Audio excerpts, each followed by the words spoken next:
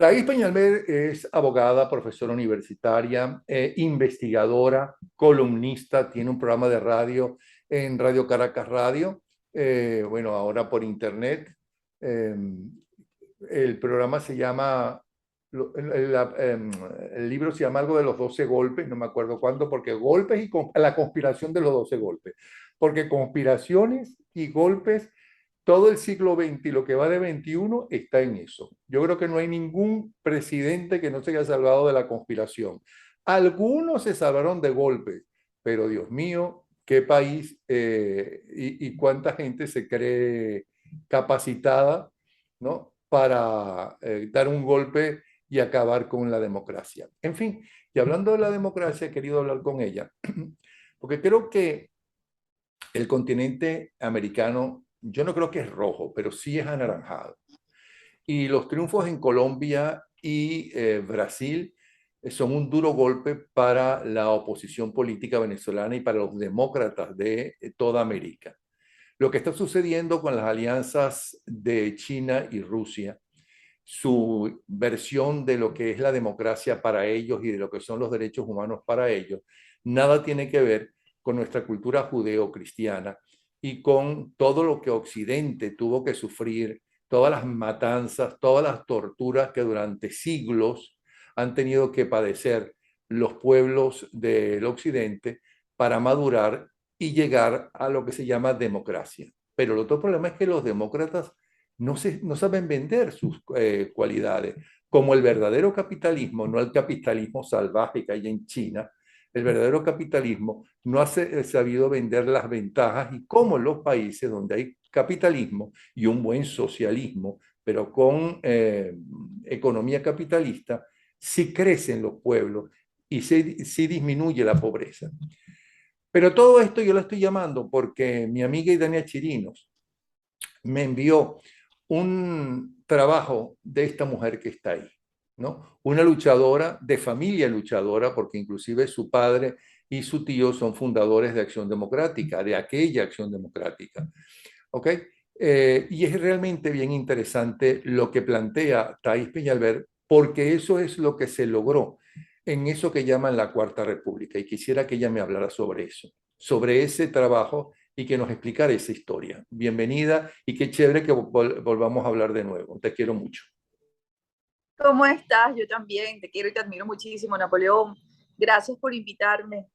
Contigo rompo un silencio de por lo menos 2 años en los medios. Te consta que no estaba dando declaraciones y que en el 2019 decidí no hablar más, pues entrar en un silencio de radio, porque bueno, todo lo dejo por escrito y escribí que ya Perdona, ni te, siquiera nuestro amigo común Daniel Lara Farías. No lo puedo ni creer porque entonces ya siquiera. caen en esa lengua viperina por envidia. Ni siquiera, ni siquiera. La última entrevista fue de Daniel, con Daniel, básicamente por este libro. Esa fue mi última entrevista cuando publiqué este libro. Aquí hablo de la oposición venezolana, cómo perdimos aquella oportunidad, la última que teníamos, no para tumbar a nadie, sino por lo menos para quedar como una oposición seria, con fortaleza y que la respetara el mundo, ¿no? Pero tampoco logramos aquello. Lo que estamos viviendo es así. Eh, y bueno, rompo el silencio contigo por ese artículo que no es nuevo, es un artículo de opinión de cuando yo escribía en el Universal y lo escribí más o menos en el 2015. ¿Por qué? Porque los venezolanos, Napoleón, no saben lo que es un presidente de la República Democrático que tiene tras de sí una familia que vive con transparencia. En aquellos tiempos hablaban de las fortunas de Chávez y entonces yo veía como la gente realmente analizaba las fortunas de Chávez, especulaban sobre los montos y que si son ricas los hijos, que si son ricas las hijas, que si él dejó una fortuna, pero no veía ningún venezolano preguntándose, pero bueno, ¿de dónde? ¿De dónde si ese señor vivió de su sueldo de presidente de la República y con eso tenía que mantener a sus hijos? ¿De dónde salen esas fortunas? Esas preguntas no se las hacían los venezolanos. Yo como analista e investigadora que soy desde el día que llegó esto al poder, esto literalmente, me di cuenta que es que los venezolanos han tenido muchos años sin esa pareja presidencial que vive de forma formal, organizada y visualizada a los ojos de la sociedad venezolana, que es lo correcto, que es lo normal. No lo conocen. 2 generaciones no saben qué es eso. 2 generaciones no saben que los presidentes de la República tienen que mantener a sus hijos y vivir de su sueldo. Hay una anécdota maravillosa del presidente Leoni, que por cierto los Leoni inauguran la casona, y casualmente en aquella época su hija Luisana estaba por cumplir 15 años. Doña Menke y Luisana estaban muy entusiasmadas una noche cenando todos en familia, haciendo la lista de los invitados para los 15 años de Luisana y que además, bueno, iba a celebrarse en la casona. El presidente Leoni las escuchaba con muchísima atención, comía, las escuchaba con atención y al final les preguntó, ¿esa fiesta, cómo es esa fiesta? Bueno, los 15 años y la lista de invitados y los pasapalos y las agencias de festejo. Cuando terminaron de explicarle qué era aquello, él le preguntó, ¿y quién va a pagar esa fiesta? Entonces, doña Menke y Luisana se quedaron de una pieza, te podrás imaginar, ¿no? Y él remató, porque yo con mi sueldo de presidente de la República no puedo pagar esos 15 años que ustedes están planificando. Y Luisana hoy cuenta que su fiesta de 15 años fue algo muy frugal, muy sencillo, que se pudo pagar con lo que su papá logró cancelar con su sueldo de presidente de la República. Entonces los venezolanos no tienen ese ejemplo desde hace más de 23 años. Es el mismo Escribí ejemplo. aquel artículo porque, como te repito, mucha gente hablaba de esa fortuna, pero ¿de dónde esa fortuna? ¿De Que por dónde? Eso no cierto, puede existir, eso no es perdona, normal, no es legal. claro, pero perdona, es el mismo ejemplo que podríamos decirse de Rómulo Betancourt, que podría decirse de Luis Herrera Camping, que puede decirse de Luis Herrera, de Caldera, que puede decirse del propio Carlos Andrés Pérez, y cómo murió sin un centavo. Todos, ¿cómo murieron todos? Entonces, bueno, tú me estás entrevistando por ese artículo que rueda, como dejé de escribir también, dejé de dar entrevistas, cerré el programa de radio en aquella oportunidad también. Entonces, como no escribo, comienzan a rodar mis artículos. Entonces, este fue viral, me decía Daniel Lara, me decía, ahí, esto otra vez es viral. No sé si es porque estamos celebrando o conmemorando el centenario del presidente Pérez, a quien yo llamo presidente porque nunca dejó de ser presidente de Venezuela, porque fue víctima también de una emboscada político-judicial, como dice el doctor Arteaga Sánchez. Y bueno, en el artículo hablo de quiénes son los hijos de los expresidentes de la democracia.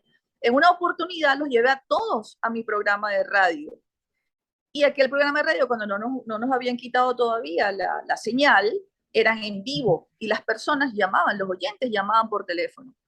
Bueno, fueron todos los hijos de los presidentes. Comenzamos con los hijos con Virginia, la única hija de Rómulo Betancourt, la acompañó su hijo Álvaro. Llevé hasta Gustavo Velázquez, el hijo de Ramón J. Velázquez. Estaba vivo Octavio Lepage, mi tío, y también lo invité porque Octavio fue presidente constitucional de Venezuela. Presidente encargado también. Allí los presenté a todos y les preguntaba, ¿ustedes de qué viven? Yo vivo de mi trabajo. ¿Y tú de qué vives? Yo vivo de mi trabajo. Llegaban Napoleón con carritos viejos. Bueno, carros viejos porque aquí el parque automotor tiene con más de 15 años de atraso, ¿no? Aquí en Caracas todos son carros viejos. Pero llegaban con sus carritos modestos. Las Pérez llegaron en una cola que les dieron unas amigas que las llevaron al Paraíso, a Radio Caracas Radio.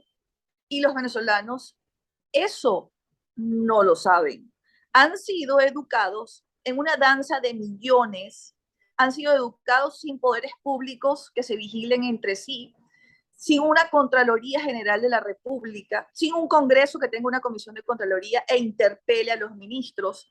Los venezolanos no saben que es una comisión de finanzas que organiza, planifica el presupuesto de la nación, lo entrega al Ejecutivo y luego tiene que rendir cuentas. Los venezolanos no saben lo que es la rendición de cuentas del uso de los dineros públicos ni de las obras que se deberían ejecutar. 23 años en ese vacío y educados a que eso no existe. Pero nos quedan 7 minutos. Yo quisiera que me contestaras a las siguientes preguntas.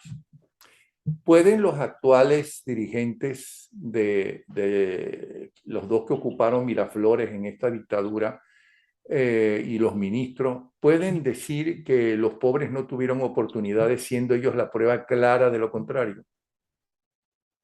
Bueno, lo digo en el artículo, revisa sus biografías. ¿Dónde estudiaron? Estudiaron en escuelas públicas de la democracia, porque el término Cuarta República fue un término despótico que utilizó Hugo Chávez Frías, quien también vivió y se benefició de escuelas, liceos y de las Fuerzas Armadas que le dio que le dio a la democracia a todo el mundo sin pedirle carnet. ¿Pueden Ahí, ellos hablar de que los oligarcas no les dieron oportunidades y sus propias biografías son prueba categórica de lo contrario? aquí el que no estudió fue porque no le dio la gana.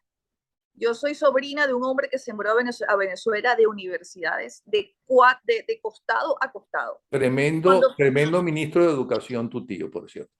ministro de Educación, no solamente con las universidades, sino con el plan de becas Gran Mariscal de Ayacucho que se implementó cuando él fue ministro de Educación. ¿Cuántos venezolanos fueron a formarse académicamente en pre y posgrado en las mejores universidades del mundo y vinieron aquí formados gracias a la democracia? ¿Y quiénes fueron los oligarcas entonces? Bueno, yo te voy a decir algo, un comentario que yo a veces comparto en mis redes sociales. Mi papá una vez estaba viendo a Chávez en la televisión y entonces hablaba de los oligarcas, de la oligarquía, tú sabes, aquel frenesí, aquella locura, aquellos gritos. Y mi papá, hablando solo, se reía y le decía, si aquí hubieses oligarquías, tú no estuvieras ahí. Rómulo Betancourt, por ejemplo, es un oligarca.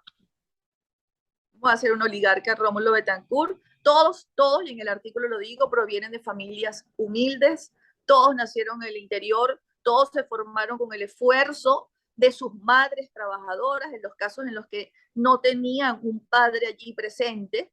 Y Hugo Chávez se victimiza por eso también, que no, que estuvo, porque su mamá Especialmente, tenía que trabajar. especialmente admirable la madre de Jaime Lucinchi, a quien yo conversé Así es, largas horas con ella, pero así Lucinchi es. no quiso que pasara eso por dimensión humana. Es mujer ejemplar, por cierto, que cuidó no solamente sus hijos, sino otros hijos cuyos padres no podían cuidarlo. Raúl Leoni, por ejemplo, fue oligarca. Para nada, están sus hijos. No fue oligarca, todos tienen un origen que presentar. Hijo Todos de tienen, inmigrantes como Rómulo Betancourt, nació en el Manteco, sí, asolado por la malaria. Carlos Andrés Pérez fue oligarca. tampoco. Todo el mundo sabe que nació en Rubio. Todo el mundo le levantó monumentos allá en el estado Táchira. Todos nuestros presidentes de la democracia, que hay que diferenciarlos desde 1958 hasta el 98, que es la etapa de la era democrática de Venezuela, los 40 años, porque eso se quiebra cuando llega Hugo Chávez al poder y se acaba la democracia en Venezuela, pero ni un solo vestigio, ni un solo indicador democrático se sostiene cuando él llega al poder. Todos eran hijos o provenían de familias de orígenes humildes, de clase media baja. Todos se formaron, todos se prepararon. Lo más importante es que ellos dejan a sus familias aquí en Venezuela, trabajando y estudiando aquí en Venezuela, ganándose su sustento con el sudor de su frente, y eso es verificable. Eso es verificable Pero se puede porque hablar de justicia y de independencia de poderes en la Cuarta República. bueno, pero es que la independencia de poderes o la separación de poderes es el primer indicador de la democracia y aquí no existe. Aquí, cuando primero aquella Corte Suprema de Justicia que tenía como fin único preservar a la Constitución, le entrega a la Constitución que no o sea, prohibía expresamente que no se podía reformar sino por sus propios métodos, que era la enmienda, se la entregan a Hugo Chávez. Allí comienza la descomposición y el desmantelamiento de los poderes públicos de Venezuela. Por eso no, los venezolanos tampoco saben que los poderes públicos deben ser autónomos y a la vez vigilarse entre sí para que exista un equilibrio de vigilancia y control y para demostrar que hay transparencia, hay continuidad institucional. Eso ocurrió hasta 1998. Los venezolanos de 1998 hasta el día de hoy no saben que eso debería ser así. Tampoco hay una alternativa del otro lado de la oposición, que debería estar educándolos, porque ellos fueron educados en el modelo contrario, en el modelo que hace lo que le da la gana. Bueno, Venezuela está arruinada básicamente no por las sanciones, está arruinada porque acabaron con todo el dinero de Venezuela, destruyeron PDVSA y bueno, la lista es muy larga. ¿Dónde está ese dinero? En los bolsillos de una cantidad de personajes que nos robaron el dinero de los insumos médicos, el dinero de la refacción de hospitales, escuelas, liceos, universidades, que era lo que la democracia le había dado a los venezolanos. Y por No, los último, venezolanos no saben que ese dinero no se toca, que es lo que a mí me preocupa. Creen que eso es correcto, que eso es normal. Entonces van en busca del enchufe, ¿no? Como lo llaman aquí, van en busca del boliburgués, van en busca de aquello. Entonces la sociedad se ha quedado sin valores. Y para mí, Napoleón, va a ser muy complicado no rehacer a Venezuela porque re significaría que queda algo en pie. Aquí no queda nada en pie, hay que hacer Venezuela de nuevo.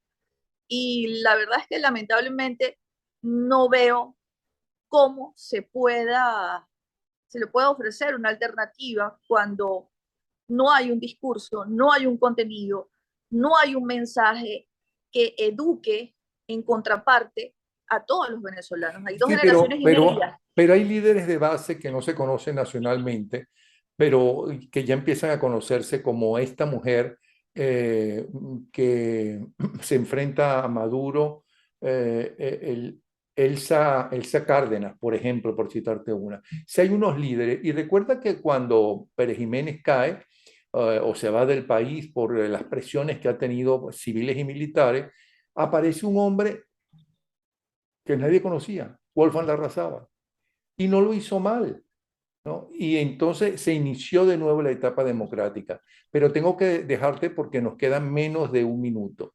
De verdad, Pero ahí, no me gustaría esa esperanza, que no es tal, porque allí hay que decírselo con todas las letras de los venezolanos.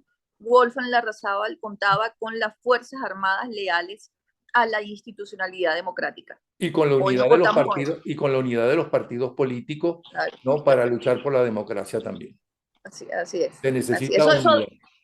así es. Se necesita un líder. Yo en este libro digo que por lo menos en 10 años debe llegar el relevo político generacional.